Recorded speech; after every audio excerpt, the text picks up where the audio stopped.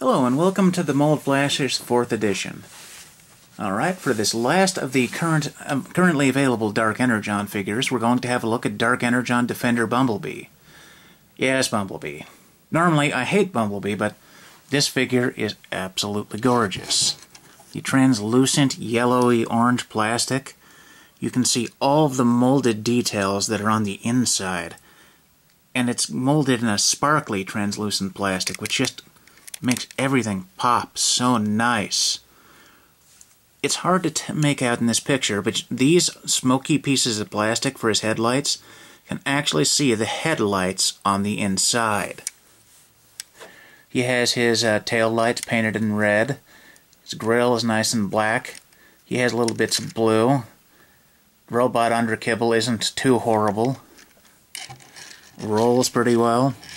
Has a port on the top for his weapons. Removing it, you see his engine block is completely silver. His windows are all painted in a nice gray tone.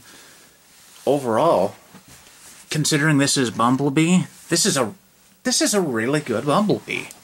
If you have the cash to buy this 4-pack, which costs about $60 plus shipping and handling, I definitely recommend it. Every single one of these has been fantastic. And I didn't expect much from some of them. And I was given so much. Anyhow, enough ranting about how awesome this is. Let me show you how awesome it is instead of telling you. To start, like any other Transformer that's a car, generally speaking, we pull out defeat. You accomplish that by pulling on the back end straight down. Okay, then you fold the feet so that we can get this nice car walk mode. Car walk is patented, by the way. If I find any other reviewers using that, I'll kill you. Anyhow, murder threats aside, the next step is to unpeg the roof and pull these little arms down. And the next part of the transformation is really neat. He actually has some automorph that I actually like. Pull the hood loose and back, and simply pull these out, and Bumblebee's pull out the windshields, or car doors, pull these out, and Bumblebee's head automatically reveals itself. Okay, make sure everything's in place, make sure these pieces had the automorph properly pull them out, position his arms, go around back, scoot this down as far as you want it out of the way. I like it all the way down, personally. And there you have a really nice little Bumblebee. It's an extremely nice mold sculpt. Let me lower the camera a little bit so you can get a better angle on the shorty here.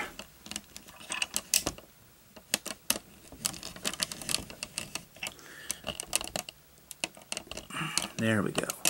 See if we can zoom in on the head for some detail.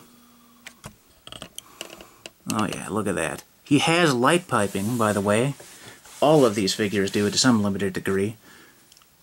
None of them work especially well, but just look at that head sculpt. It's the same head sculpt, but somehow it looks like an entirely different character, like a hotshot. It just works. I'm thinking that this is probably an homage to Goldbug, the remastering of the original Bumblebee from G1.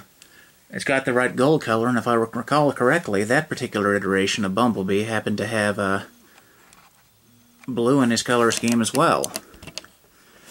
The figure is nicely poseable. The shoulders are ball-jointed. They rotate quite nicely. There is a swivel and a ratcheting joint there. His hands do not move at all. They are locked in place. He does not have waist articulation, but he has good articulation in the feet. Ball-jointed hip, which is ball-jointed plus a swivel, so you can rotate it in place. Yeah, the legs bend up nice to allow cool poses.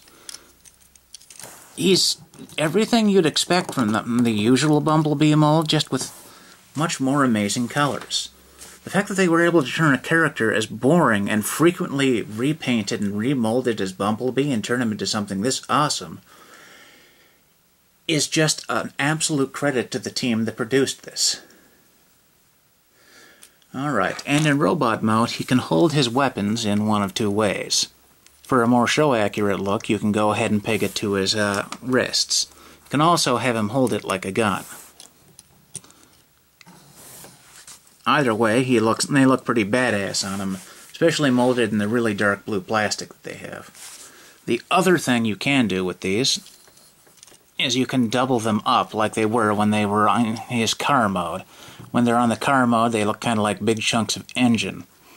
Here, it kind of looks like he's about ready to go Samus Aran on your ass. Overall, I'm still impressed by this figure after having opened it up and played with it all afternoon. This is a set that you simply shouldn't miss out on. I know it's near the holiday season, but some of you other reviewers out there and the other Transformers addicts, get yourself an early present. See if you can grab some of these from the Big Bad Toy Store.